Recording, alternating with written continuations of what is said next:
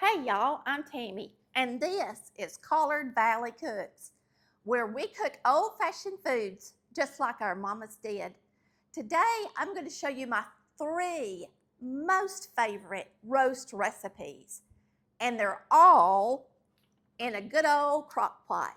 Are you ready to make the most delicious roast that's so tender you can cut it with a fork?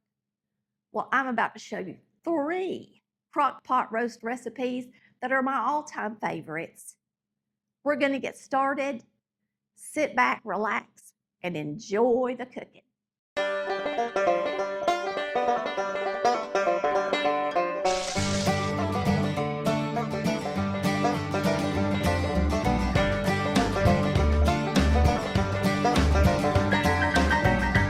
I'll show you the original Mississippi pot roast video that I made that actually has some fried okra and good sides with it. Let's get started.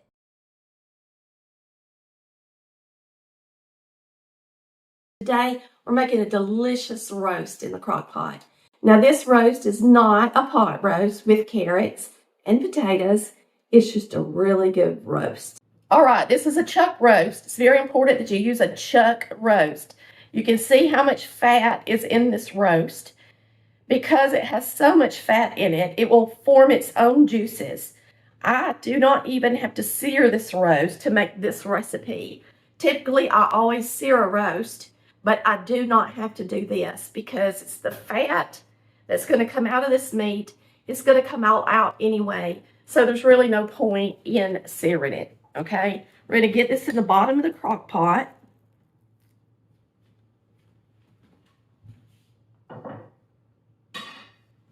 This is so simple.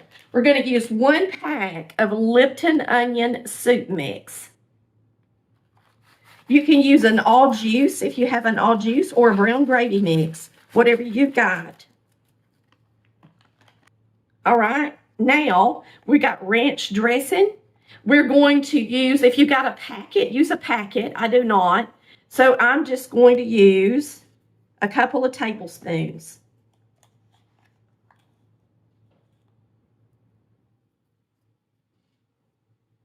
We're going to be cooking ours on high because we got started late. I'm going to chop up some onion and put it there with it. This is a Vidalia onion. You can use any kind of onion you want to. And you don't have to do the onion part, but we like to put it in ours.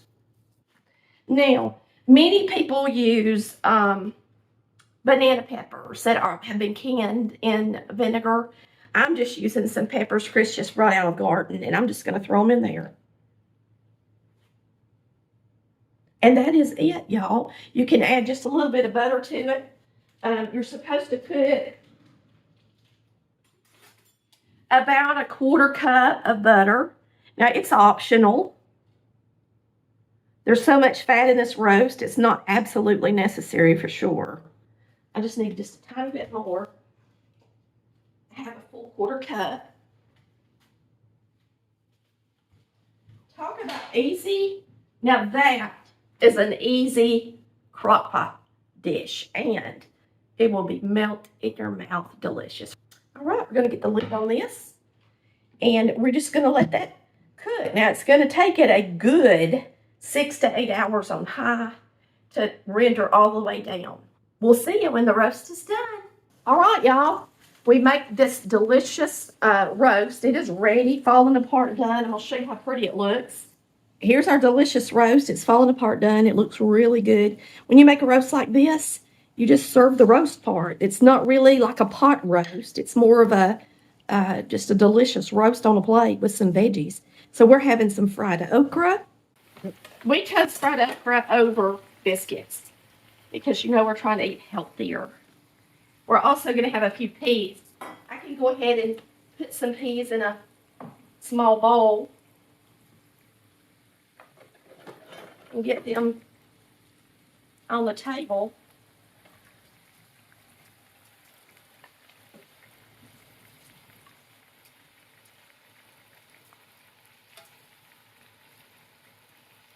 There's our peas, delicious garden peas. It's good and hot.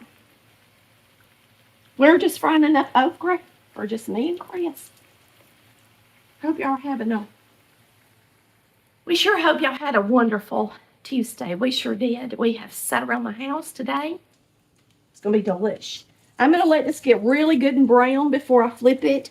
This is our garden okra, salt, pepper, with a tiny bit of buttermilk, enough just to make it wet, just barely.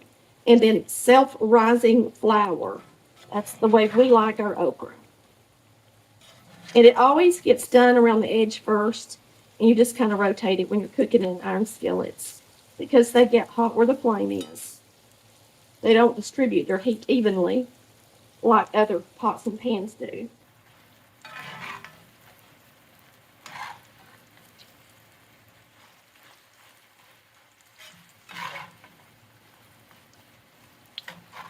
Looks pretty.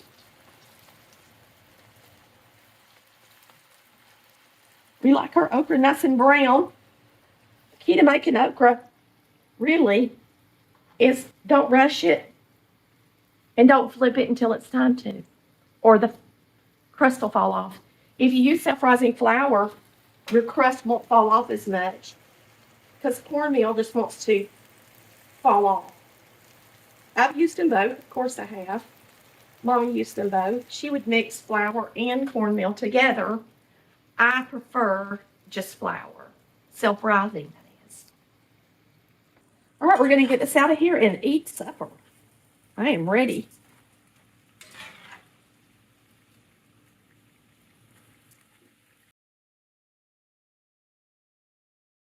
You can see the splatters up on the edge and burns it. So if you've got a crock pot liner, you may want to use it.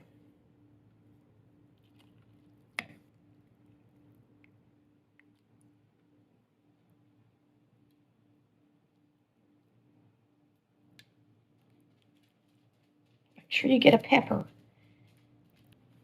Okay, we're going to put some okra on the plate to go with this roast. Lots of it. And peas. That's our delicious supper tonight. Don't it look good?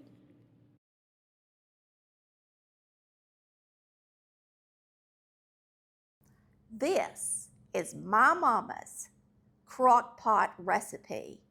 We're going to make the roast and vegetables in the crock pot, take them out the next day, thicken up the gravy, and serve them with some biscuits to sop it up with. Let's get started. We are going to do crock pot roast and vegetables today out of my first cookbook. This is my mama's recipe, just a simple roast. Now, if you use a sirloin, you're going to add a little butter to it to give it some fat. But today I have this beautiful, full of fat chuck roast. Okay, so we're going to season the roast first, and I am going to put it right here on this cutting board to season it. And we're going to get it out. I'm not going to touch it. I'm just going to get it out. I've already peeled my potatoes.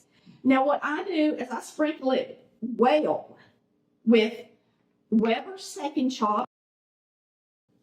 And you're going to season both sides with it. Now, I tell you to use meat tenderizer, but can I say this is a chuck roast?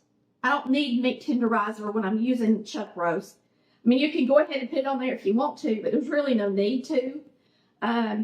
But with a sirloin, you definitely want to. Now, if you use meat tenderizer, I like to use McCormick plain.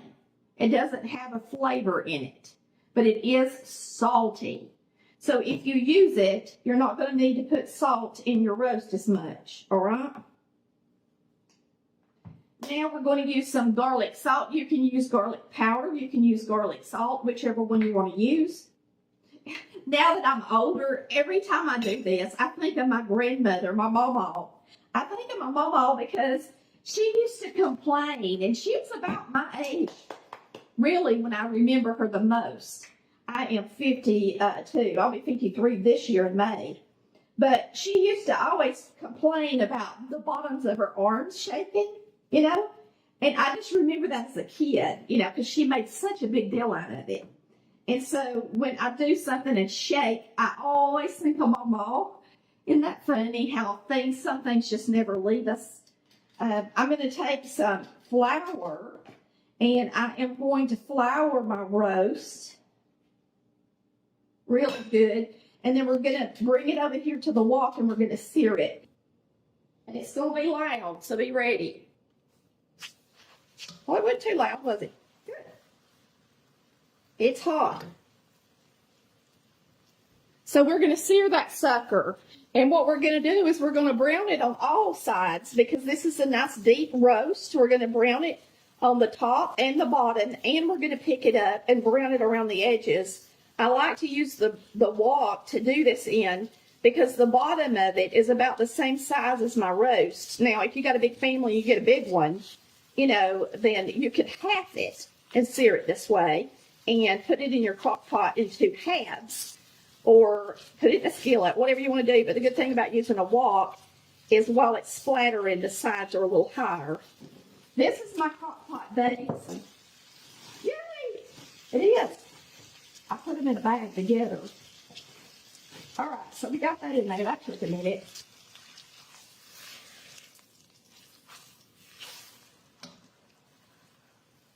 And while that's getting brown on that side, we're going to peel some carrots. Now, when I was growing up, Mama scraped them. She would take her knife, and it splatters too, and she would scrape the carrot this way.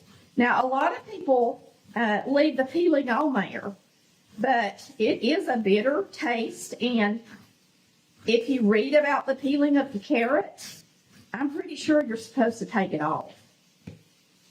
But see, that's kind of messy. I don't do it like that anymore. I do it this way. You can do it however you want to do it. This is a Rada peeler that came with my Rada. I actually ordered it from the Rada website when I ordered my knives. Pick it up. I'll let that stop boiling. We are making a crock pot roast. If you're wondering, and I'm browning all the edges, so I'm just going to pick it up and hold it. That's another good thing about this. If you get these meat hooks, they come in a kit of 2. And one is a 12-inch, and one is a little longer. This is the 12-inch size. But what's great is you can hold your roast up in positions to brown and your meat without getting burnt.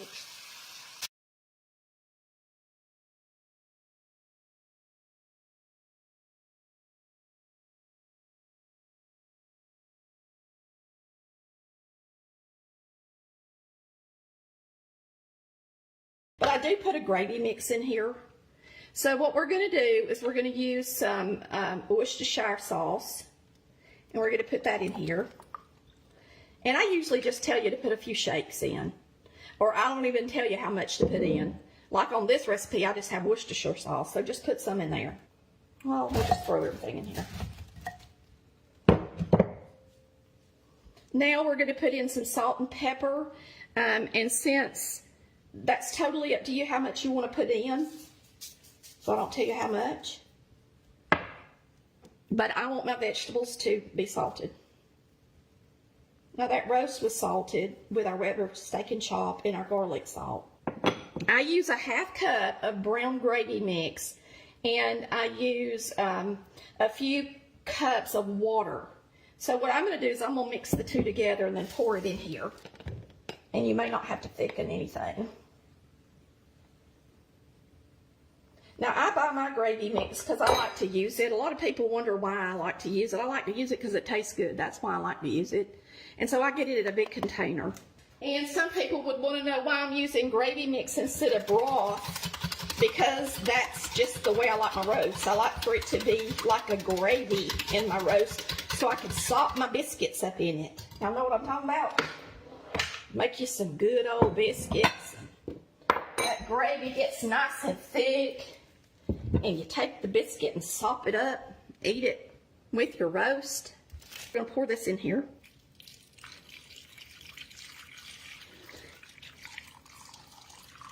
And I'm trying not to knock all my salt and pepper off my veggies at the same time. And I think that's everything. Now, you always want to look at your recipe and make sure you put everything in there. I'm going to actually put this on high until it's good and falling apart done. A lot of people want to know, how long do you cook it? You cook it until your roast is fork tender. Fork tender. So when you put your fork in there and you put it into your roast, it should just fall apart, okay? And you cook it until it's like that. Every crock pot's a little different. The heat of them is a little different. So just plan on cooking it on high at least 6 to 8 hours, okay? And if you're going to be gone all day or you want to cook it during the night, put it on low. But remember, if you got a cheap cut of meat, which is understandable with beef as expensive as it is these days, then it may take even 10 hours to get fallen apart done. And make sure you use that meat tenderizer on those cuts of roast. That would be a round, a bottom round, a sirloin, a top, even the top sirloin. They're cheaper cuts.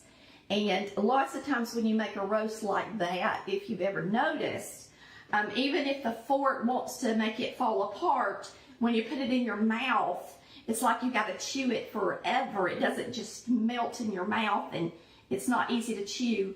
And that's why I like to use a meat tenderizer. But y'all remember, I made it in the crock pot, and I told you Chris was coming home and would have it Sunday. It was in a crock pot bag, so I just picked up the crock pot bag and put it in this container. And now we are going to put everything in here to warm up, and I may actually make a few fat dumplings to go in it. It's just according. We may get bored and need something to do. So there's our roast. Just turn this on with the lid on, and it'll start getting good and warm. And this is a non-stick brazier. My oven's on 450, and we're going to mix up some biscuits. Okay. And we're going to use about a 1/4 cup of shortening. And then I'm using my blending fork. And we're just going to cut this shortening into the flour. Now, White Lily's self-rising flour is typically pre-sifted. It's nice and cloudy and light. This flour makes the best biscuits in the world. If you don't believe me, get you some. I have so many people say, you are absolutely right. I never could make biscuits until I got that flour. Now my biscuits are beautiful. They rise up pretty. Now when you cut in your shortening, I love to have a Pyrex bowl because it's the perfect shape for this blending fork. But you only cut your shortening in till it's about pea size. You don't cut it in real little, so it's ready already, okay? Now what you're going to do is I'm going to add just a pinch of soda. And the reason I'm adding the soda is because I'm using buttermilk. If you'll notice with your recipes that have soda added, even if it's a cake or muffins or whatever you're making, if you're using buttermilk, normally people do put in some soda to counteract the acid. Okay? All right, so now we're going to add enough milk to get all of this together.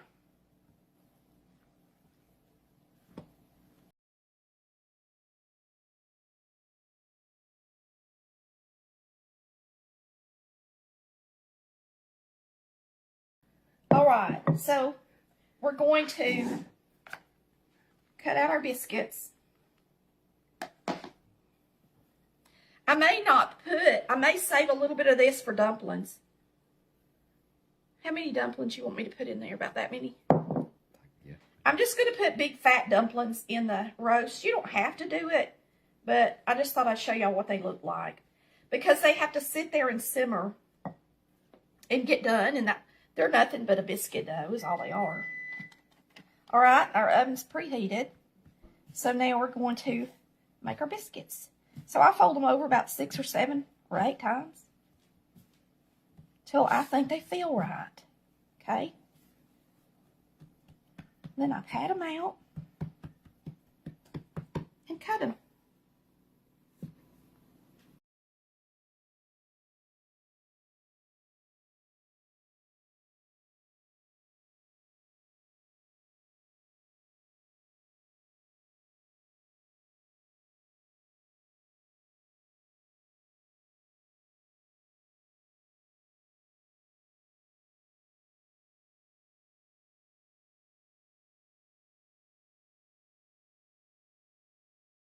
Boy, don't that look good, y'all? Look at that.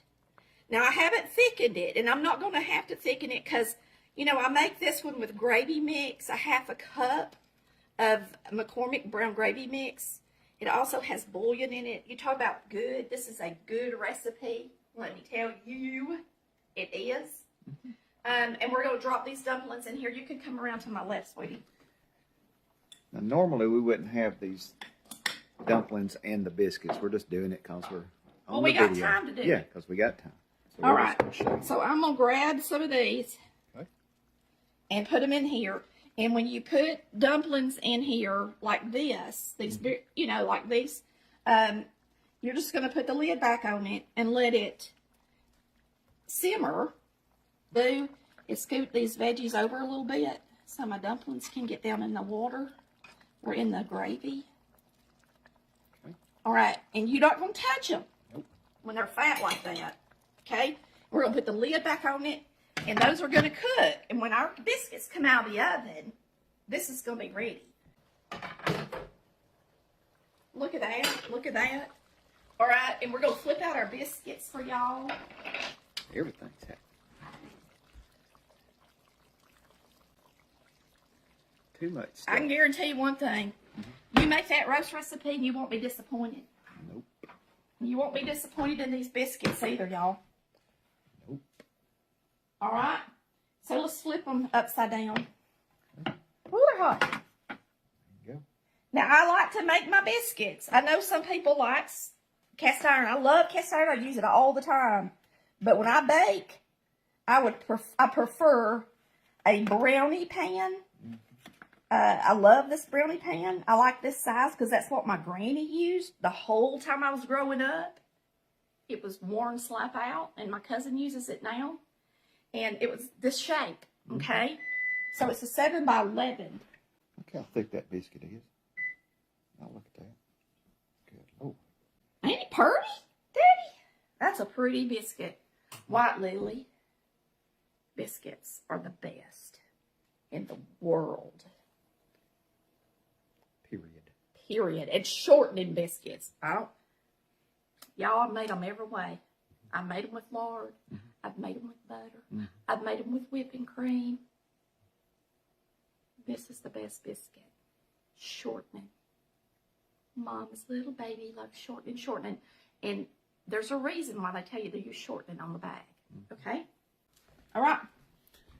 So let's make this a real plate of food. Okay. Here, let me get something else to dip with. Something big.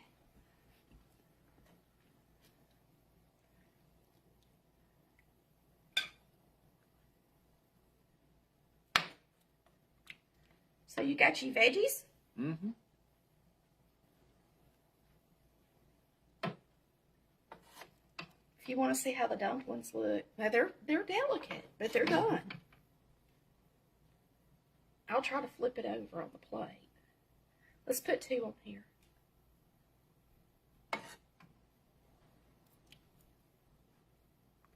Okay. Put plenty of juice on it. Mm. And let me show you. This is Mama's pot roast with some y'all tea and biscuits. Mama makes roast. It's always falling apart done like that. This is a chuck roast, and it's a good one. This recipe is a recipe I used to make all the time for church functions. We used to have a lot of people over the house for dinner, and I would always make a roast this way and serve it as a meat with all my vegetables. This is before I even knew Mississippi Crockpot roast existed. So this is my version of a simple roast with 2 ingredients. Let's get started. All right, this is a recipe that I've been making for years. I've never put it in a cookbook, and I don't know why, because I used to make this for our church group all the time.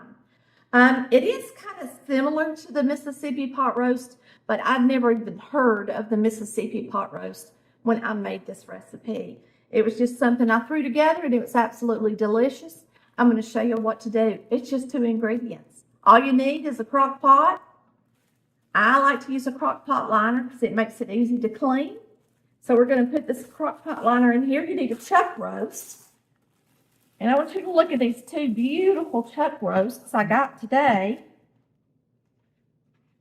On sale, they were $4.99 a pound. So I'm making a big meal for the kids tomorrow. And we're going to have chuck roast and cream corn and green beans. It's just going to be delicious.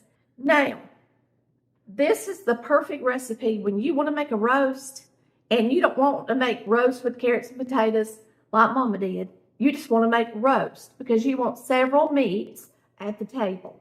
And it is falling apart, delicious, and so good. And chuck roasts have a lot of fat in them. You can see how they're marbled with fat. And so I was making this long before the Mississippi pot roast. I knew anything about it. And I'm not even sure why they put butter in it because there's so much fat in the meat that's absolutely delicious. But I'm going to start with this one. I'm going to put it in my crock pot.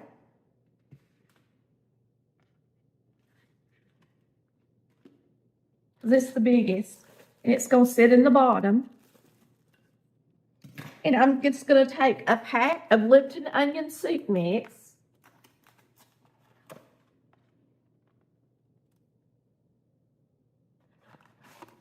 And I'm going to take one of these and I'm going to open it and I'm going to pour it all across the top of the roast. 2 ingredients because there's so much fat in this roast. And this is onion and beef and all that all in one. So it makes it super easy. Now, because the way this is shaped, I'm actually going to cut this roast a little bit.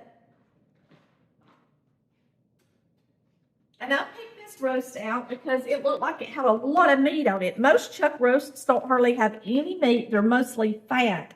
So after they cook down in the crock pot, you think you got this big piece of meat to feed the family.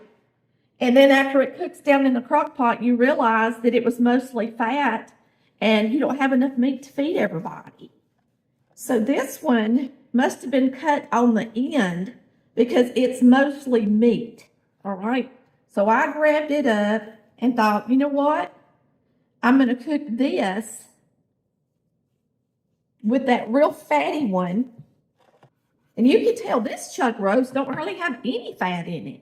So it was definitely one that was not your typical chuck roast. But it still got some marbling in there. Let's put this deep one right here in the corner. And then I'm going to lay this one right here. And then all the fat off of this one's going to be laying down in there, and they're all going to have fat all in them. We're going to take our second Lipton onion. Now, this is because I'm using 2 roasts. And we're going to sprinkle the top on there. Sprinkle it all over the top. Y'all, that's it. I got to wash my hands. We'll be right back. All right, if you've never used a slow cooker liner, I'm going to have a link in the post today, and you can buy these through our Amazon store. And they're really reasonable, and boy, do they save on cleanup time. Matter of fact, I love to use them because once this is done, if you want to cook a day ahead, like if you wanted to make this roast, which is what I'm doing, I'm making this roast for Sunday, but it's actually Saturday.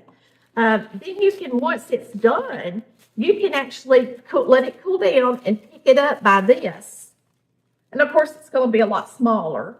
And you can put it in something to keep it and let it cool down and put it in the refrigerator. And it's just so easy and convenient. So me and Chris just really love these slow cooker liners. And you want to make sure and get extra large if you've got a nice big slow cooker. Now all we're going to do is we're going to put the lid on this. That's all you do. Because there's so much fat in the chuck roast that gives it so much flavor. That's all you need. And the Lipton onion is already got the beef flavor, the onion, and the salt. All right. You can add a little pepper if you want to. Now we're going to turn our slow cooker on. I'm going to put it on high. We're going to cook this on high for 2 hours, and that way it gets good and hot. Then we're going to turn it down to low. If you're leaving the house or going to bed, you can put it on low and leave it on low. But I do like to bring this up to a nice hot temperature before I put it on low if I have time. One thing we love about this crock pot is if you like to take your meals to crowds and gatherings, this one has the wire. But if you're taking it somewhere, you can see how easy it is to lock that top on here, and that way you don't have to worry about it splattering in the car. And there's a link to this one on our website. Now, let's look at this delicious roast. We cooked it all night long, and it has already cooled off a little in this. If you want to, after it cools down, a lot of the grease will be right on the top. And you can take a paper towel and soak up some of that grease so you're not eating so much of it. That's what we're going to do right quick. We're going to soak up some of that grease.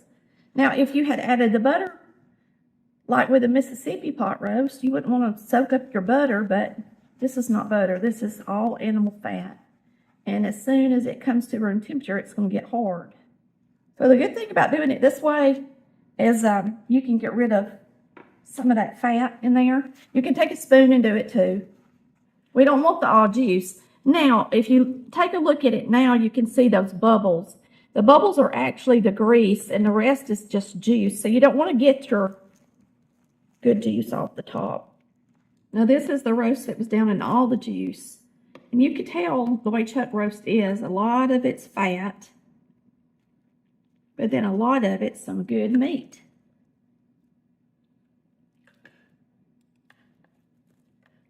You can see. So we're just going to take this out. And these were larger pieces of meat. So they're not going to have a lot of fat on them. They're just going to be good roast to eat.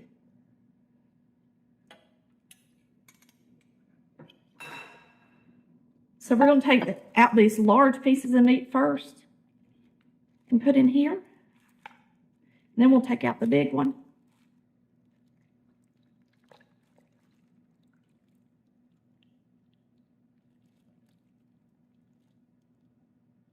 Now, what I would do is serve it right out of the crock pot, and I would cut all this meat up, and then I would pour all of this all juice all over the top of it.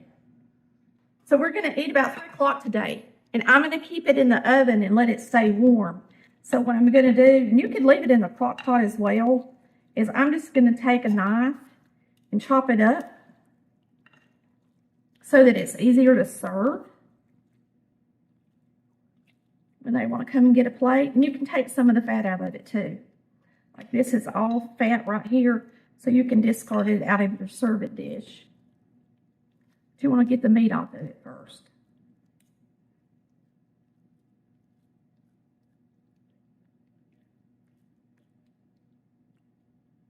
This is pretty much fat right here.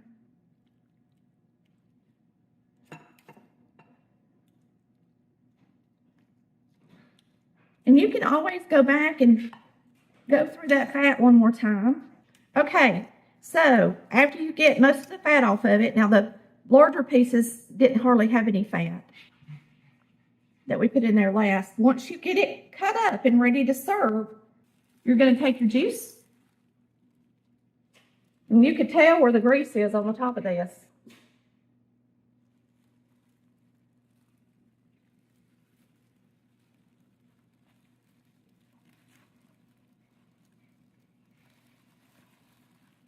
And you're going to put your juice in here with your roast. Get enough in there to cover it good. And then I'm going to slide it in the